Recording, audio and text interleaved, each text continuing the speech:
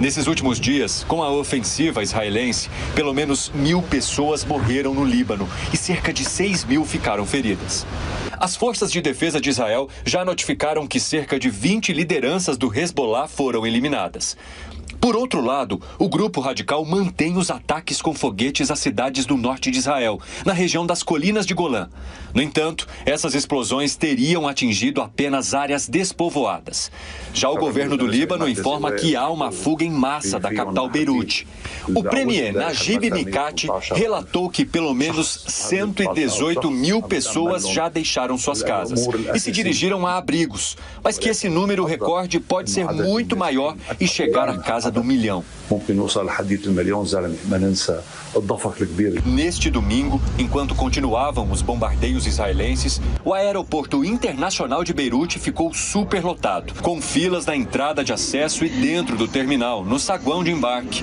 Em outra frente de batalha, Israel fez disparos contra uma região do Iêmen, dominada pelas forças rebeldes Houthis. No sábado, o primeiro-ministro de Israel, Benjamin Netanyahu, já havia avisado: nosso trabalho não terminou.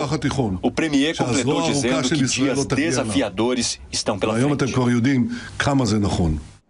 Bom, e depois de todos esses ataques, da morte do líder Nasrallah, o Hezbollah fez o primeiro pronunciamento oficial do grupo terrorista nesta manhã, informação de agora há pouco. É por isso que o Fabrício Naidski está aqui. Bom dia, Naidski. Bom dia, Lívia. Boa semana a todos que acompanham o Jornal da Manhã.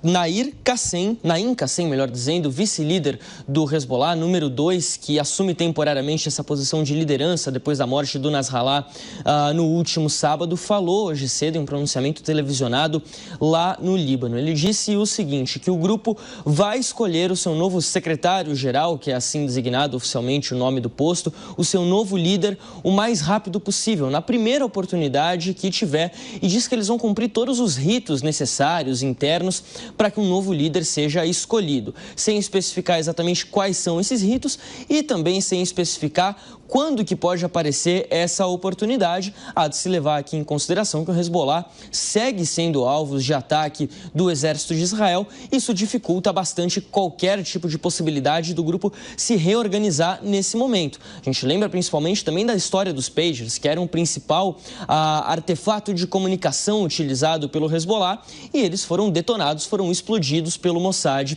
há cerca de 2 semanas. Bom, ele também disse o seguinte, aliás, ele não disse sobre o funeral, sobre o velório de Nasrallah. Não foram dadas informações sobre isso. A gente lembra no caso do Hamas, da morte do Yahya Sinwar, lá no Irã, que teve um grande funeral, um grande velório para ele no Irã. Depois o corpo dele foi levado para Doha, no Catar. Mas no caso de Nasrallah, até o momento não há informações sobre funeral. Também disse o seguinte, que ele morreu em um ataque, um bombardeio ao lado de 4 pessoas e não 20, como informou o exército de Israel. O porquê dele ter dito isso ainda é um grande mistério, mas muito provavelmente numa expectativa, numa estimativa de tentar deixar a moral do Hezbollah um pouquinho mais alta ou menos baixa, por assim dizer. Agora, a grande frase de destaque, a gente até trouxe aqui para o nosso telão, é a seguinte: estamos preparados caso os israelenses decidam entrar no nosso território.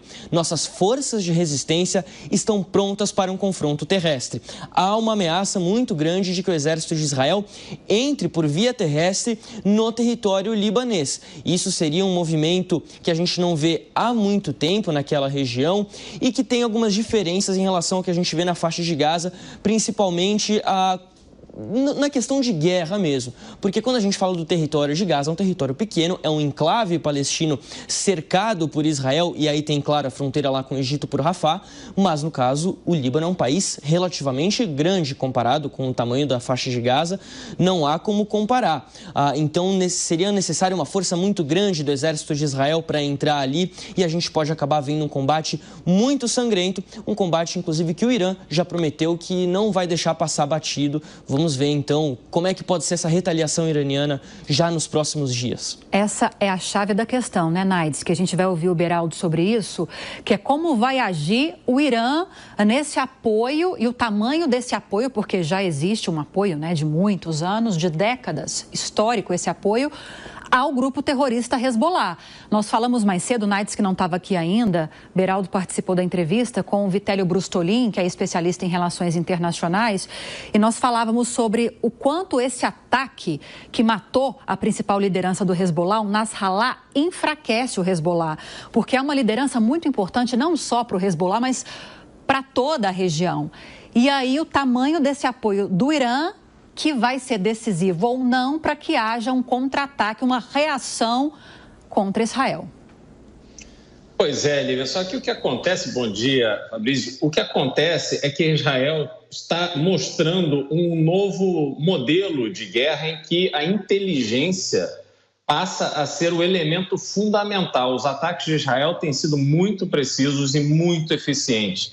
E não só do ponto de vista da tecnologia, mas também da criatividade. Essa explosão dos pagers e dos walkie-talkies acabando não só ferindo e matando diversos membros do Hezbollah, mas também acabando com a possibilidade de comunicação entre os membros, foi uma coisa, do ponto de vista da guerra, genial.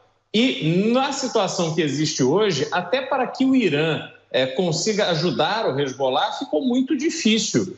Porque o Hezbollah, além de ter perdido várias das suas lideranças, está muito desorganizado, desarticulado com essa dificuldade muito grande de comunicação.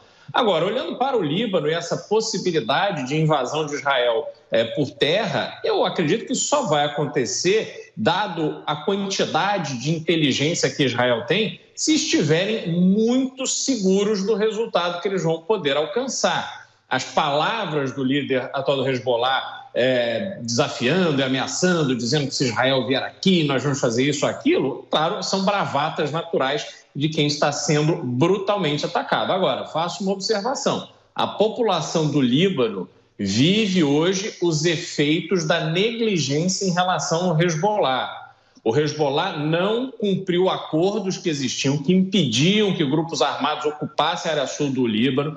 E a população do Líbano, as autoridades permitiram que o Hezbollah se tornasse um exército mais forte e poderoso do que o próprio exército do país. E agora estão sofrendo as consequências.